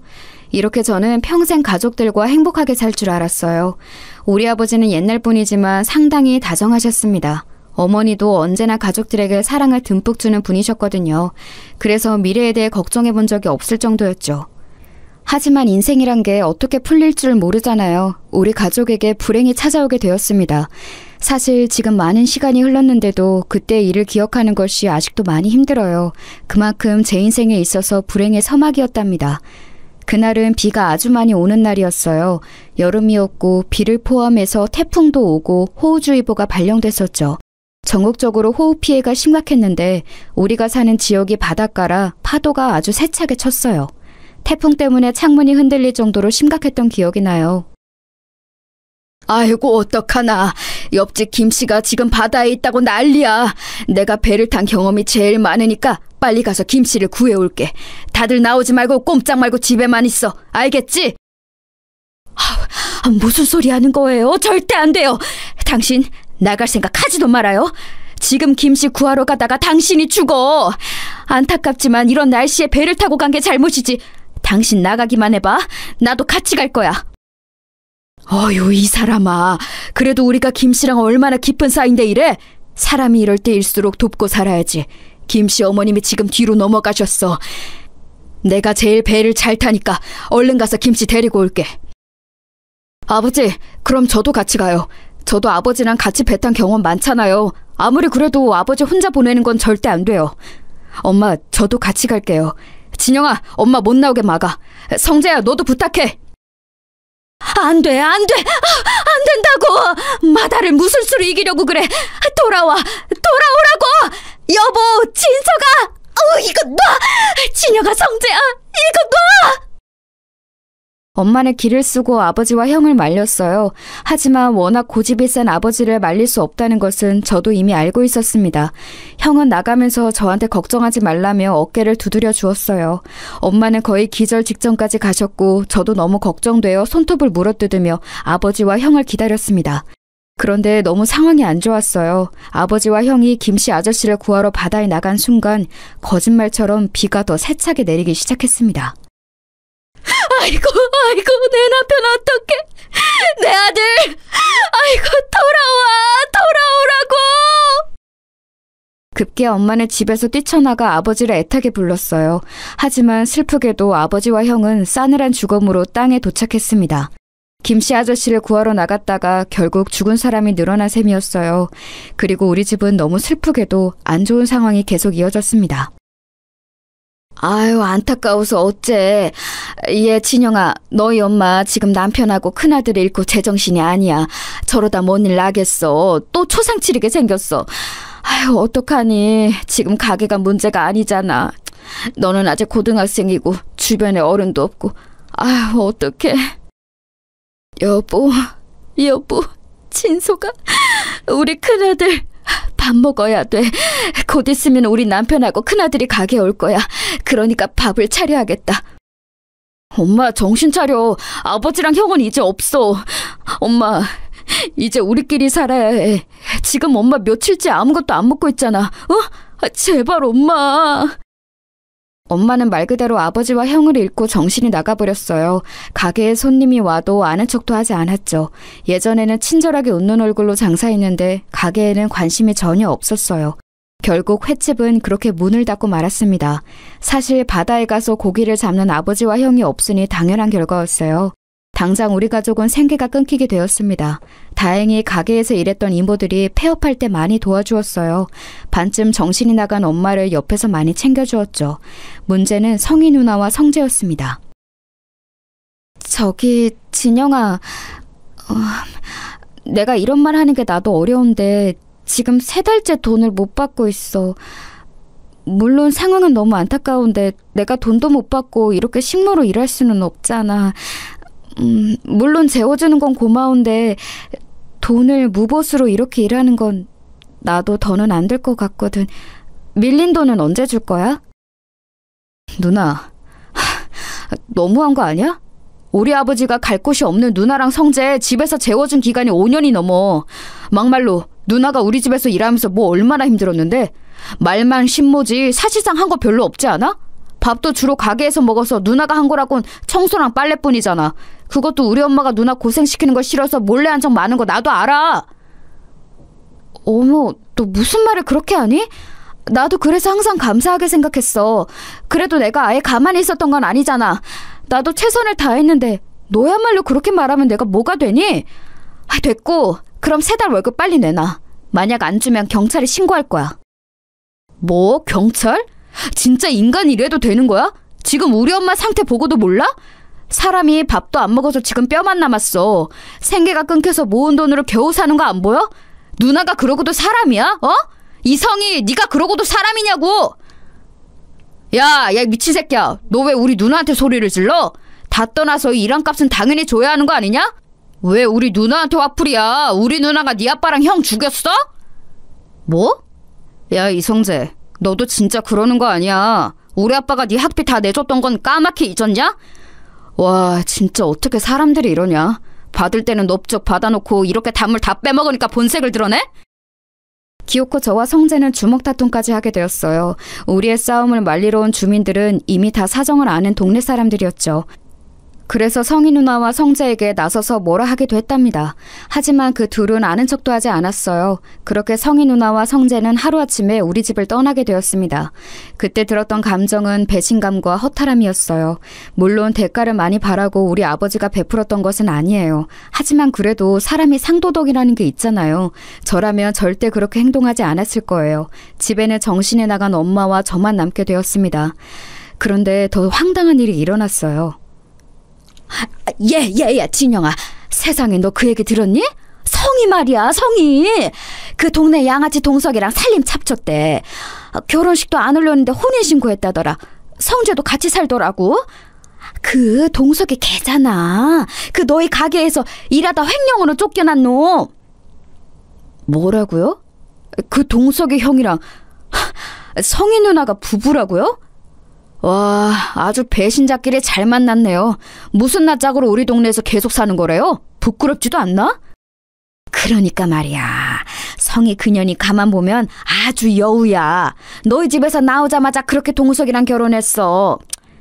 아니, 그래서 말인데 너 집에 도둑 맞은 거 없나 잘 봐. 금고 같은 거 안 털렸어? 주민의 제보로 저는 성희 누나가 우리 집에서 일하다 쫓겨난 동네 양아치와 결혼했다는 것을 알게 되었습니다. 그런데 아줌마가 마지막에 건넨 말에 저는 정신이 퍼뜩 들었어요. 그래서 바로 집으로 가서 금고를 확인했더니 글쎄 무슨 일이 있었는지 아세요? 우리 아버지는 금을 모아 금고에 넣어두고는 했었거든요. 그걸 우리 가족과 성희 누나 그리고 성재는 다 알고 있었습니다. 금고를 열었더니 금이 정말 하나도 없었어요. 그걸 보고 저는 바로 성희 누나를 찾아갔습니다. 이 도둑들아, 우리 집 금 내놔. 내가 금 훔쳐간 거 모를 줄 알아? 이 배신자들아, 너희가 그러고도 사람이냐? 문 열어! 아, 진짜 시끄럽네. 야, 너 뭐야? 우리가 왜 너희 집 금을 훔쳐가? 증거 있어? 있냐고! 확시 안 꺼져? 우리 누나 월급 안 준 거 그냥 넘어가라고 했는데 자꾸 이럴 거야? 너야말로 그러고도 사람이야? 우리가 무슨 금을 훔쳐갔다고 그래? 너랑 누나가 우리 집 금고 비밀번호 알고 있는 거 알아. 우리 아버지는 너희를 진짜 가족이라고 생각했는데 어떻게 이럴 수가 있어? 그 금 훔쳐서 이 집 산 거지? 이 망할 놈들아! 아우, 시끄러워. 야, 성재야, 안 되겠다. 이 새끼는 말이 안 통하네. 급기야 동네 양아치인 동석이 형은 저를 주먹으로 때리기 시작했어요. 동네 사람들이 지켜보는데 성재와 성희 누나는 말릴 생각도 하지 않았습니다. 그렇게 바닥을 구르면서도 저는 어떻게든 금을 되찾아오고 싶었어요. 우리 엄마 상태 알잖아. 제발 금 돌려줘. 이대로는 안 돼. 나는 어떻게 살라고. 제발 누나, 성재야, 금 하나라도 줘. 우리 어머니 아픈 거 안 보이냐? 그 셋은 제 말은 들은 척도 하지 않고 문을 세차게 닫았어요. 그 광경을 보고 땅에서 울분을 토했던 기억이 아직도 나요. 그때 제 나이가 너무 어렸는데 당장 어떻게 살아야 할지 고민이 되었습니다. 하늘이 원망스럽다는 말이 무슨 뜻인지 너무 알 것 같았어요. 여보, 진서가, 우리 큰아들, 내 남편, 밥 먹어야 돼. 밥을 차려야겠어. 바다에서 돌아오면 배가 고프니까 오자마자 먹을 수 있게 해야지. 제발 그만! 엄마, 정신 차려. 나도 너무 힘들어. 도저히 배는 아버지랑 형이 생각나서 못하겠어. 우리 어떡해? 엄마, 제발 정신 좀 차려! 저는 그나마 남은 배로 어떻게든 바다에 나가려고 했는데 그것도 쉽지 않았어요. 원래 성인이 되면 아버지가 배 타는 법을 알려준다고 하셨는데 아버지가 없으니 방법을 몰랐습니다. 그리고 아버지와 형이 바다에서 죽어서 저한테도 트라우마가 너무 컸어요. 어머니는 여전히 제정신이 아닌 상태였고 저는 고등학교를 막 졸업한 상태라 할 줄 아는 것이 하나도 없었습니다. 진영아, 이 배 팔면 너 이제 재산은 있니? 금도 다 도둑 맞았다며. 진짜 성이랑 성재 그놈들 그러는 거 아니다.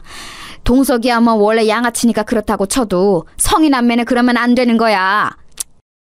이 배가 마지막 재산이에요. 그동안 모아놓았던 돈도 다 쓰고 남은 게 없습니다. 우리 가족이 대대손손 목숨처럼 귀하게 여긴 배라 아까운데 제가 트라우마 때문에 바다로 나갈 수가 없어요. 아시잖아요. 우리 어머니 제가 바다 근처만 가도 거품 물고 쓰러지세요. 아유, 그러니까 말이야. 내가 진짜 안타깝다. 그래서 평균보다 더 돈 주는 거야. 마음 단단히 먹고 힘내라, 응? 너도 이제 성인이니까 할 수 있는 일을 찾아봐. 그래야죠. 그런데 어머니 상태가 저러니까 제가 마음 놓고 일할 수가 없어요. 지금도 잠드신 거 보고 겨우 나온 거예요. 아무튼 배 사주셔서 감사합니다. 이 은혜 잊지 않을게요. 저는 결국 남아있던 배도 모두 팔았어요.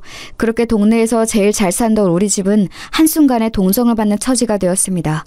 가장 슬펐던 것은 그래도 누구를 탓할 수가 없다는 점이었어요. 아버지와 형의 선택으로 그렇게 되었잖아요. 만약 저 혼자였으면 어디 공장이라도 들어갔을 텐데 어머니가 있어서 일단 급한 대로 집 근처 시장에 취업했습니다. 진영아, 너희 아버지가 생전에 우리 집을 많이 도와주셨어. 내가 그 은혜를 어떻게 모른 척을 하겠니. 우리 집에서 일하면서 어머니 모셔라. 그런데 우리도 형편이 좋지는 않아서 많은 돈을 줄 수는 없어. 이해하지? 그럼요. 저는 이렇게 일할 수 있다는 것 자체가 좋아요. 사장님 아니었으면 누가 저를 직원으로 고용하겠어요. 감사합니다.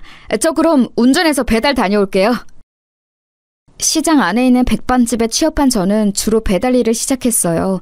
돈을 많이 벌지는 못했지만 그래도 어머니를 혼자 모시고 살기에 나쁘지는 않았습니다. 그래도 이때는 어머니가 간간히 정신이 돌아오긴 했었어요. 진영아, 엄마가 살아있어서 미안해. 우리 작은아들한테 짐이 되는 게 너무 슬프다. 내가 그날 아버지랑 큰아들을 더 심하게 말렸어야 해. 대가가 너무 커서 괴로워. 모은 재산도 다 날리고 이게 사는 거니? 우리 아들 결혼은 할 수 있을까? 엄마, 지나간 일에 너무 마음 쓰지 마. 내가 어떻게든 엄마 책임질 거니까 마음 편하게 먹어. 엄마가 가끔 이렇게 정상적일 때 내가 얼마나 기쁜지 알아? 결혼은 괜찮은 사람이 나타나면 하겠지. 엄마는 정신이 돌아올 때 늘 제 미래에 관해 걱정하셨어요. 특히 제가 과연 결혼은 할 수 있을까 걱정하셨죠. 정말 다행히 저는 일하면서 같이 가게에서 일하던 여자 직원과 눈이 맞았습니다. 저보다 한 살 많은 누나였는데 고등학교를 졸업하고 집안 형편이 좋지 않아 바로 일을 시작했다고 하더라고요. 그 누나도 아버지가 안 계셔서 공통점이 있어서 급속도로 가까워졌습니다. 그리고 자연스럽게 연애를 시작했고 제가 군대에 다녀오고 그 이후에 결혼하게 되었어요. 여보, 이거 먹고 나가. 그래도 사람이 먹고 살려고 일하는 건데 밥은 먹어야지? 이따 내가 어머니 모시고 병원 다녀올게. 오늘도 힘내고 파이팅이야. 고마워. 나는 진짜 한동안 슬픔에 빠져 살았는데 당신을 만나고 처음 웃게 됐어. 내가 군대 갔을 때도 우리 엄마를 본인 엄마처럼 돌봐주고 결혼하고도 이렇게 지극정성이잖아. 돌아가신 아버지와 형이 당신을 하늘에서 보내준 것 같아. 나도 당신한테 고마워. 결혼하고 계속 꾸준히 일하면서 돈을 벌잖아. 종일 일하면 체력적으로 많이 지치고 힘들 텐데 전혀 티를 내지 않아서 인간 대 인간으로 대단하다고 생각해. 우리 아이 태어나면 더 열심히 서로 의지하고 살자. 당연하지. 당신이 임신했다는 소식을 듣고 나는 더 열심히 살기로 했어. 아무튼 나는 당신이 없었다면 이렇게 사업을 시작하지도 못했을 거야. 고마워. 그럼 나 진짜 다녀올게. 결혼 후 저는 인생이 잘 풀리기 시작했어요. 일하던 백반집을 그만두고 저는 새로 유통업을 시작했습니다. 그동안 모았던 돈으로 트럭 하나를 구했어요. 그리고 그걸로 우리 지역과 근처 도시를 다니며 배송하며 돈을 벌기 시작했습니다. 그런데 그 일이 생각보다 더 잘 되기 시작했어요. 아내는 집에서 우리 어머니와 장모님을 함께 모셨습니다. 어차피 각자 어머니들이 혼자 계시던 상황이라 그런 결정을 내렸죠. 다행히 장모님은 정신이 멀쩡하셨어요. 야, 잘 나간다? 한동안 얼굴이 죽상이더니 이제 좀 숨통이 트이냐? 요즘 트럭 몰고 다니던데 일감 많아 보이더라. 우리 가게랑도 거래할래? 너는 인간이면 나한테 말 걸진 말아라. 나는 너희 누나랑 너랑 할 말이 없다. 내가 왜 너희 가게랑 거래를 해?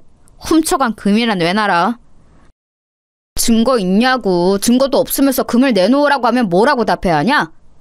우리 가게가 시장에서 그래도 두 번째로 큰 가게잖냐. 혹시라도 일감 끊기면 말해라. 내가 그래도 예정이 있어서 인심 써줄게. 아, 우리 매형이 안 된다고 하려나? 또 찾아왔다가 우리 매형한테 두들겨 맞으면 어떡해. 그때는 나도 가만히 있지 않을 거야. 너희 누나는 결혼할 사람이 없어서 동네 양아치랑 결혼하냐? 아무튼 시비 걸지 마라. 또 이러면 경찰에 신고할 거야. 경찰? 경찰? 해! 하라고! 참나, 네가 그러면 내가 무서워할 줄 알았냐? 등신. 제가 하는 사업이 커지면서 저는 시장 안의 상인들과 무척 가까워졌어요. 다른 곳들은 다 괜찮았습니다. 특히 아버지와 안면이 있던 분들은 오히려 저랑 더 거래하려고 난리였죠. 문제는 성재와 성희 누나의 가게였어요. 성희 누나는 결혼하고 바로 시장에 생선을 파는 가게를 열었습니다. 동석이 형과 성재와 같이 일하는 가게였는데 규모가 꽤 컸어요. 쟤네 돈 없어서 너희 집에서 얹혀 산 거 누가 모르냐고. 그거 딱 봐도 너희 집 금 훔쳐서 열은 거잖아. 저렇게 살면 안 돼. 하늘이 다 보고 있다고. 그냥 이제는 저도 무시하고 있어요. 아니라고 잡아떼는 것 보면 인간이 어떻게 저럴까 궁금하기도 하더라고요. 저 대신 화내주셔서 감사해요. 삼촌, 그럼 저 배달 다녀올게요. 그래도 동네 토박이라 제 편을 들어주는 분들이 많아 다행이었습니다. 그리고 저는 쉬는 날도 없이 일했어요. 제가 책임져야 하는 가족이 많았으니 당연한 선택이었습니다. 장모님과 우리 어머니 그리고 아내와 곧 태어날 아이까지 전부 다 제 책임이었거든요. 다행히 이렇게 열심히 사는 모습을 보고 사장님들도 일감을 더 주려고 하셨어요. 사업의 규모가 확장되는 시기에 아내는 출산을 하게 되었습니다. 한서방, 가서 잠을 좀 자. 이따 새벽에 또 배송 가야 한다고 하지 않았어? 아이들은 내가 돌볼 테니 가서 눈이라도 붙여. 아우, 이 사람아, 그러다 쓰러져. 아이들이 예쁜 것은 알겠는데 그래도 본인 몸을 잘 돌봐야 해. 장모님 깨셨어요? 저도 좋아서 이러는 거예요. 우리 아이들 너무 예쁘지 않아요? 아내가 힘들까봐 깨는 게 싫어서 몰래 나와 있었어요. 쌍둥이 얼굴을 보고 있으면 하나도 힘들지 않아요. 피로가 아예 느껴지지 않아서 저도 신기해요. 자네 덕분에 우리 딸도 나도 사돈댁도 잘 살잖아. 그래도 누가 뭐래도 건강이 제일 우선이야. 알지? 몸 챙겨가면서 일해. 내가 오늘 시장 가서 재료 사서 닭백숙을 해놓을 테니 와서 먹어. 와, 장모님 감사해요. 힘드실 텐데 매번 우리 엄마랑 말동무도 해주시고 제가 오히려 복받았다고 생각해요. 무려 아내는 쌍둥이를 낳았어요. 쌍둥이라 제 어깨 위에 짐은 2배였지만 행복도 2배였어요. 아무리 잠을 못 자고 일하고 밥을 못 먹으며 일해도 쌍둥이들만 생각하면 행복했습니다. 열심히 일한 덕분에 날이 갈수록 바빠졌는데 그것조차 뿌듯했어요. 하지만 하늘도 참 무심하더라고요. 이렇게 잘 나가던 저는 한순간에 또 바닥을 치게 되었어요. 사장님, 나도 힘들어. 우리도 죽겠다고. 나도 배송할 게 있으면 당연히 한 사장한테 주지. 지금 경기가 안 좋아도 너무 안 좋잖아. IMF 터진 거 봤지? 우리만 이런 게 아니야. 어떡하죠? 저 이번 달에 일감이 하나도 없어요. 다들 가게를 닫고 있더라고요. 게다가 옆 도시 공장도 제가 담당했는데 거기도 폐업한대요. 이러다 직원들 월급도 못 주게 생겼어요. 하필이면 제가 자리 잡기 시작했을 때 IMF가 터졌습니다. 사업이 확장되던 시기였는데 오히려 사업을 시작하기 전보다 더 지갑 사정이 안 좋아졌어요. 가족들과 같이 살던 집은 당연히 팔았고 동네에서 제일 싼 집에 사정해서 들어갔습니다. 여보, 내가 너무 미안해. 나도 일하고 싶은데 도저히 그럴 수가 없어. 다들 문을 닫고 있어서 내가 할 일이 없어. 어떡해? 우리 아이들도 아직 어린데 당신한테 고생만 시키는 것 같아서 미안해. 아니, 나는 괜찮아, 여보. 그러니까 실망하지 말고 낙담하지 마. 어떻게든 살려고 하면 길은 있을 거야. 나랑 엄마는 진짜 아무렇지도 않아. 우리만 힘든 거 아니잖아. 다만 문제가 있다면 우리 아이들하고 시어머니야. 어머니 치매 판정 받은 거 알지? 알지. 엎친 데 덮친 격이야. 원래도 증상이 있었는데 내가 무너지기 시작하면서 아예 치매 판정 받으셔서 더 죄송스러워. 당신한테는 내가 할 말이 없어. 적어도 우리 아이들은 안 굶기고 싶었는데. 여보, 괜찮아. 나도 엄마한테 아이들 맡기고 뭐 소일거리라도 할 일이 생기면 나가서 하려고. 어려울 때일수록 힘을 합쳐서 이겨내야 해. 알지? 유통업을 하며 이것저것 손을 대고 있는 게 많았는데 정말 한순간에 신기루처럼 사라졌어요. 트럭을 몇 개 더 사려고 여기저기 빌린 돈이 많았는데 갚을 돈이 없었습니다. 그 사람들은 우리 집에 달려와서 항의하기 시작했어요. 아우, 돈 내놔! 한 사장! 빌려간 돈 내놓으라고! 그 돈 없으면 우리가 다 굶어 죽어! 그러니까 돈 내놔! 문 안 열어? 열어! 열라고! 여보, 급한 대로 그 비상금을 주자. 저 아저씨가 나 망하기 전에 제일 도와줬던 사람이야. 일단 급한 불부터 끄는 게 맞는 것 같아. 여보, 안 돼. 이 비상금 진짜 이게 마지막이야. 우리 이거 주면 돈이 없어. 이것마저 주면 우리 아이들은 당장 내일부터 굶어야 해. 나는 굶어도 괜찮은데 나 우리 아이들은 못 굶겨. 돈을 빌려준 사람들은 계속해서 우리 집을 찾아왔는데 줄 돈이 없었어요. 그동안 사업하며 벌었던 돈을 탈탈 털어 갚았는데도 갚을 돈이 남아있었습니다. 저도 당장 우리 가족이 힘드니까 나중에 갚고 싶었는데 역시 돈 앞에서는 사람들이 참 냉정했어요. 위협적으로 찾아와서 돈을 갚지 않으며 불을 지른다는 소리에 아내가 저 몰래 모았던 돈까지 다 주었죠. 그렇게 수습하고 보니 우리 집은 돈뿐만이 아니고 당장 먹을 쌀도 없었습니다. 저는 제가 굶는 것은 괜찮았는데 아직 돌도 되지 않은 우리 쌍둥이들과 장모님, 어머니가 굶는 것은 못 보겠더라고요. 여보, 어쩔 수 없다. 오늘 우리 아기들 아무것도 못 먹었지? 이대로 가다간 진짜 배고파서 아이들 죽게 생겼어. 나 그 꼴은 절대 못 봐. 나 결심했어. 성재네 찾아가서 사정하고 올게. 유일하게 시장에서 망하지 않고 계속 영업하는 가게가 성재 가게잖아.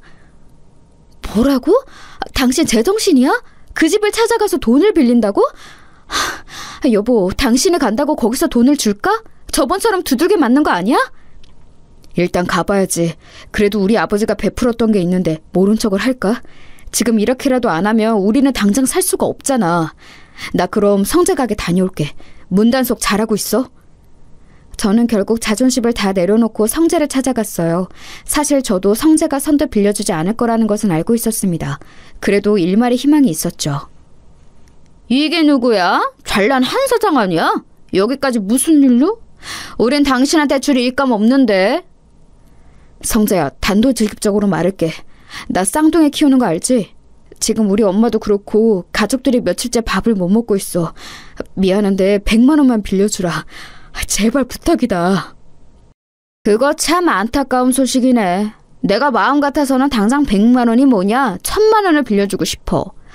그런데 우리도 사정이 힘드네. 줄 돈이 없어서 안 되겠다. 시장에서 유일하게 살아남은 가게가 너희 가게잖아. 내가 너희 가게 매출은 아는데 어떻게 안 될까? 주라는 것도 아니야. 빌려달라는 거야. 이렇게 무릎 꿇고 빌게. 어? 우리 아버지가 너희 남매 가장 힘들 때 도와줬잖아. 그거 생각해서라도 제발. 아우, 줄 돈 없다고 몇 번 말하냐. 지금 우리 누나랑 매형 가게 올 시간 다 됐어. 매형 눈에 띄면 너 죽어. 그러니까 당장 꺼져. 안 꺼져? 성재는 제가 무릎 꿇고 울면서 빌어도 돈을 절대 빌려주지 않았어요. 저는 하지만 물러설 수가 없었습니다. 이미 자존심을 내려놓은 지 오래였어요. 집에 돈을 들고 가지 않으면 당장 가족들이 죽게 생겼으니 성재의 바지가랑이를 붙잡았습니다. 성재야, 제발, 우리 집에서 너한테 해줬던 거 기억 안 나?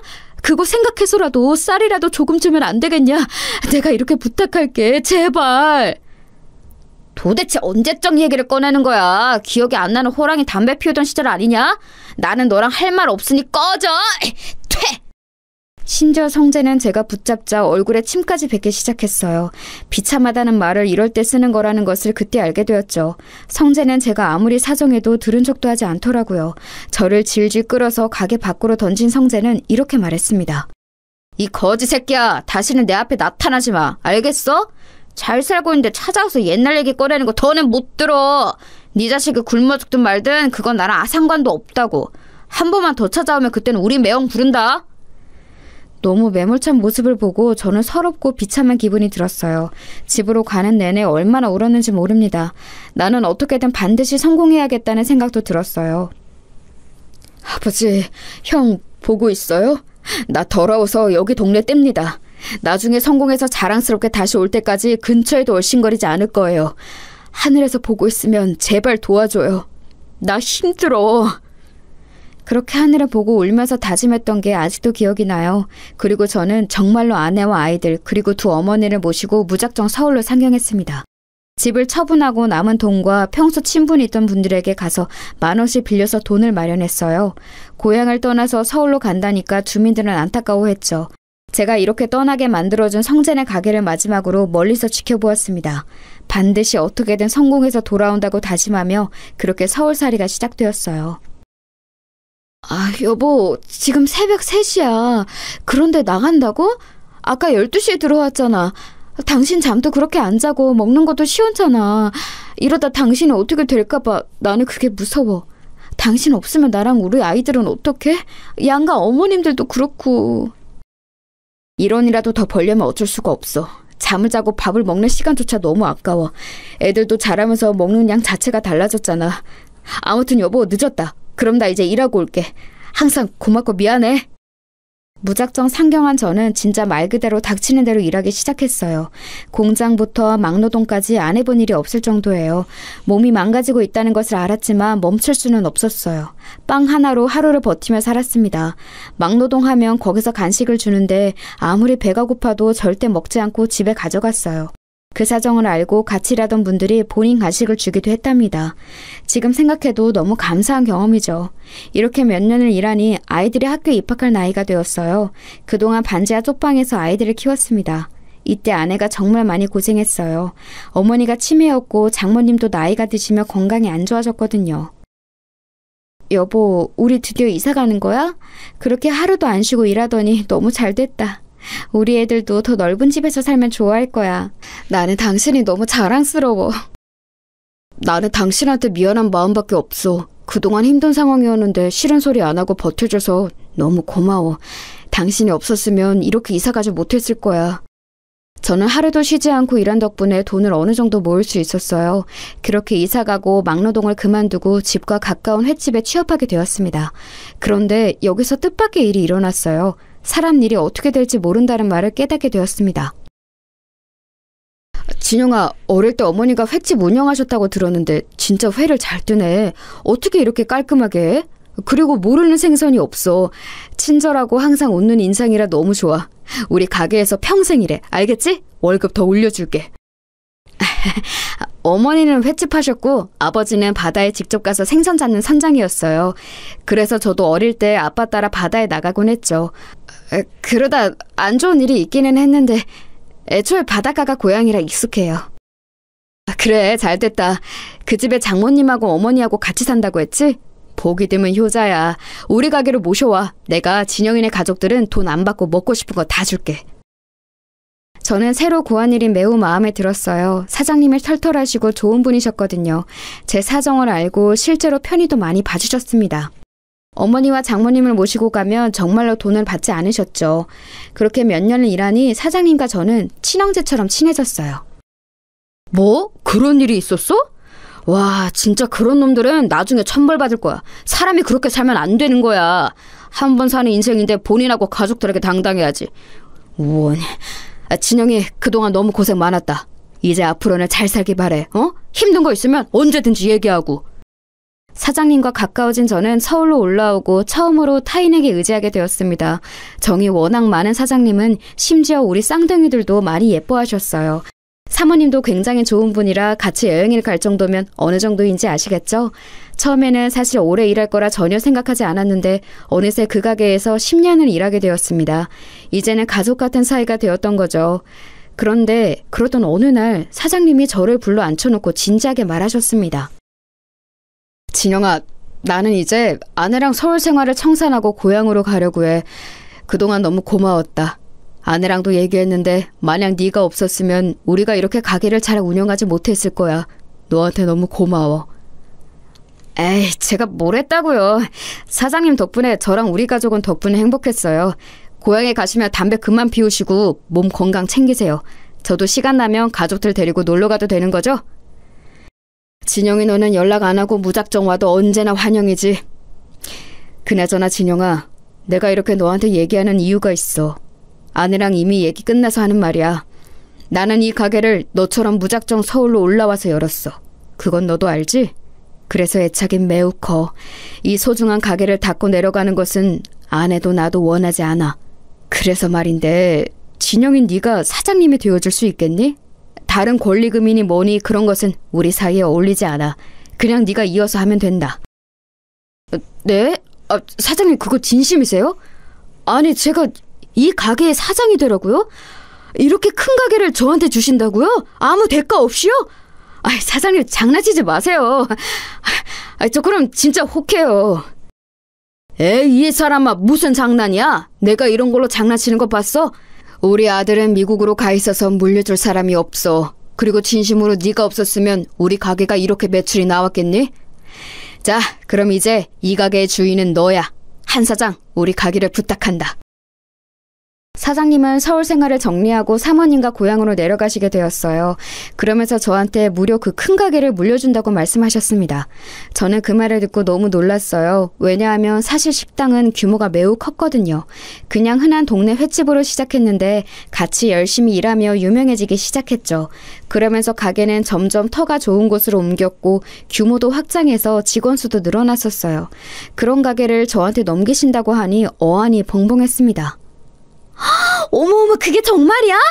세상에 너무 잘됐다. 당신 그렇게 열심히 일하더니 좋은 일이 생길 줄 알았어. 축하해. 이제 애들도 어느 정도 컸으니까 나도 가게 나가서 일 도울게. 아유, 한서방 고생 많았어. 아이들은 내가 집에서 돌볼 테니까 열심히 일해, 응? 그리고 항상 고마워. 혼자 얼마나 고생하는지 너무 잘 알아. 아니에요. 장모님이랑 아내한테는 늘 고맙죠. 치매인 우리 엄마도 돌봐주시고. 아무튼 이제 제 가게니까 전보다 더 열심히 일하려고요. 제가 어떻게든 끝까지 책임진다고 했던 거 기억하시죠? 장모님, 조금만 더 믿어주세요. 저는 가게를 사장님에게 이어받고 더 열심히 일했어요. 직원들도 애초에 원래 같이 일하던 사람들이었고 단골 손님들과도 안면이 있는 상태라 익숙했습니다. 사장님 바뀌고 어째 더 반찬이 맛있어졌어. 사모님 손맛인가? 예전에도 맛있었는데 지금은 다른 가게를 못 갈 정도잖아. 이제 더 잘 될 일만 남았네. 사장님은 초심만 안 잃으면 돼. 제가 사장이 되자 아내가 나와서 반찬도 만들고 더 정성껏 손님들을 대접했어요. 그러니까 손님이 오히려 예전보다 훨씬 늘어서 대기하는 사람까지 생길 정도였습니다. 너무 바빠서 직원도 몇 명이나 더 채용했는지 모릅니다. 그렇게 10년을 더 일했어요. 가게는 2, 3호점까지 낼 정도로 잘 되고 있습니다. 물론 좋은 일만 있던 것은 아니에요. 치매에 걸리셨던 어머니가 돌아가셨습니다. 어머니는 놀랍게도 돌아가시기 직전에 잠깐 정신을 차리셨어요. 그리고 저한테 말씀하셨죠. 진영아, 고생 많았어. 내 아들, 엄마는 이제 여기까지야. 우리 아들 미안해. 엄마는 아빠랑 네 형을 보러 갈게. 엄마 죽으면 우리 고향에 묻어줄래? 아빠 옆에 잠들고 싶어. 엄마 걱정하지 말아요. 엄마도 그동안 사느라 고생 많았어. 이제 하늘에서는 편안하게 있어. 아버지랑 형한테 안부 전해줘요. 엄마는 그래도 마지막에 가실 때는 편안하게 가셨어요. 그리고 저는 엄마의 유언을 들어주기 위해 고향을 떠난 이후 처음으로 다시 방문하게 되었습니다. 10년이 지나고 다시 간 고향은 세월이 흘러도 변함없었어요. 오랜만에 보는 반가운 얼굴도 많았답니다. 아이고, 이게 누구야? 아니, 너 진영이 아니냐? 웬일이야? 서울 가더니 성공했나 보네? 이야, 얼굴이 아주 좋아졌어. 누가 보면 몰라보겠어. 진영아, 그동안 어떻게 살았니? 세상에. 아저씨, 그동안 잘 지내셨어요? 저 지금 서울에서 횟집하고 있어요. 장사가 생각보다 잘 되어서 다행이에요. 아저씨는 그대로네요. 저 서울 갈 때 빌려주신 돈 갚으려고요. 너무 늦게 와서 죄송해요. 아, 그때 그 돈? 아니야, 나는 10만 원을 줬는데 1,000만 원을 돌려주네. 아이고, 고맙다. 진영이 너 떠나고 여기는 한동안 말이 많았어. 성재네도 지금 망해서 여기저기 돈 빌리고 다녀. 그리고 그 동석이 그놈이 성이랑 이혼했어. 20년이 지났으니 당연히 이자까지 줘야죠. 그때 아저씨가 저한테 돈 안 주셨으면 저 서울 갈 차비도 없었어요. 아직도 감사하게 생각하고 있어요. 어머니도 돌아가시기 전에 아저씨 얘기를 했을 정도로 감사해요. 내려오며 성재랑 성희 누나가 궁금했던 것은 사실이랍니다. 어머니를 묻어주러 오며 머릿속엔 성재가 가득했죠. 그래도 제가 성공한 상태로 내려가서 참 다행이라고 생각했는데 뜻밖의 말을 듣게 되었습니다. 그런데 그놈들이 평판이 워낙 안 좋았어야지. 돈을 빌리러 다녀도 다들 모른 척 하더라. 그놈이 나한테도 와서 돈을 빌렸는데 걔한테는 1원도 주기 싫더라고. 역시 그렇게 못된 마음으로 살면 반드시 벌을 받게 되어 있어. 동네 주민들이 제보를 듣고 저는 입가에 미소가 걸리기 시작했어요. 배신당하고 서러움과 괘씸함에 잠을 못 잤던 지난 날들이 생각나기 시작했죠. 쌀을 살 돈이 없어서 울며 사정했던 날이 아직도 생생하거든요. 그런데 20년이 지난 지금 완전히 처지가 바뀌었잖아요. 일단 어머니 유골을 묻어주는 게 우선이라 잠시 성재는 생각하지 않고 있었습니다. 고향이라 워낙 반가운 얼굴이 많아 여기저기 인사하고 마침내 마지막 날이 되었어요. 아내와 같이 가서 올라갈 생각을 하고 있었는데 글쎄 성재와 성희 누나가 우리를 먼저 찾아왔습니다. 야, 진영아, 오랜만이다. 너 잘 지냈어? 야, 내가 너 얼마나 보고 싶었는지 알아? 얼굴 완전 좋아졌다. 잘 지내는 거 보니까 좋다, 야. 진영아, 너 잘 나가는 사장님이라며? 얘기 듣고 왔어. 다름이 아니라 혹시 우리한테 돈 조금 빌려줄 수 있어? 예정을 생각해서라도 어떻게 안 될까?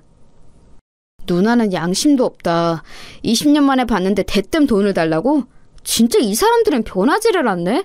내가 그렇게 돈 빌려달라고 무릎 꿇고 빌 때는 침까지 뱉었으면서 뭐? 됐어. 당신들한테는 쌀 한 톨도 주기 싫어. 그때는 내가 미안했다. 너무 어렸었어. 용서해주면 안 될까? 너도 들어서 알 텐데 우리 누나 이혼하고 가게도 망해서 지금 너무 사는 게 힘들어. 진영아, 나도 무릎 꿇고 빌게, 어? 당신들 제정신이야? 우리 남편 집에서 훔쳐간 금이나 내놔, 이 도둑놈들아. 우리 남편이 돈 빌려달라고 할 때 매몰차게 무시했으면서 뭐? 당장 안 꺼져?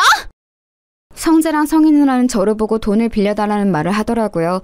오랜만에 본 그들은 딱 봐도 행색이 매우 초라했어요. 그렇게 나 무시하고 우리 집 망하는 거 모른 척을 하더니 지금 꼴 좋다. 인생이라는 게 원래 길게 보는 거야. 그때 100만 원만 빌려줬으면 내가 당신들을 매몰차게 대하겠어? 원래 다 뿌린 대로 돌려받는 거라고. 당장 꺼져! 진우가, 내가 미안해. 제발. 우리 당장 먹고 살 돈이 없어서 그래. 어떻게 안 될까? 그래도 어릴 때 같이 살았잖아. 시끄러워. 저기요, 나가세요. 철면피도 이런 철면피가 없지. 참나 기가 막혀. 여보, 차 타. 올라가자. 아내까지 나서서 매몰차게 대하는데 성재랑 성희 누나는 끝까지 제 바짓가랑이를 붙잡고 놔주지 않았습니다. 심지어 차를 타고 가는데 앞을 가로막았어요. 그래서 경찰까지 부르고 나서야 탈출할 수 있었습니다. 얼마나 통쾌했는지 몰라요. 살다 보니 이런 날도 오네요. 역시 인생이라는 것은 한치 앞도 모른다는 게 맞는 말 같아요. 여기까지가 제가 준비한 사연입니다. 여러분 어떻게 들으셨어요? 저는 이 일이 있고 가만히 있어도 입가에 미소가 걸리곤 해요. 평생에 걸친 복수를 한 기분이랍니다. 이제 저는 다른 것은 전혀 신경 쓰지 않고 고생을 많이 한 우리 아내와 장모님과 평생 행복하게 사려고 해요. 제 사연 들어주셔서 감사합니다.